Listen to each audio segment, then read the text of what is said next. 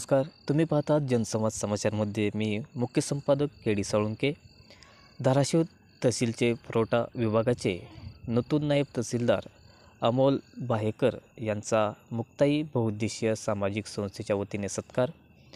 आज दिनांक 8 ऑक्टोबर 2024 रोजी धाराशिव तहसील पुरवठा विभागाचे नूतन तहसीलदार अमोल बाहेकर यांचा मुक्ताई बहुउद्देशीय सामाजिक संस्थेच्या वतीने शाल, फेटा, पुष्पगुच्छ देऊन सत्कार करण्यात आला. यावेळी संस्थेचे संस्थापक अध्यक्ष सोमनाथ गायकवाड, मुन्ना ओव्हाळ, अंगुल माने, समाधान सर्वदे, संदीप अंकुशराव, नवनाथ जोगदंड, दत्तात्रय शितोळे, अण्णा ओव्हाळ, विश्वास ओव्हाळ व इतर कार्यकर्ते उपस्थित होते. जनसंवाद समाचार, धाराशिव.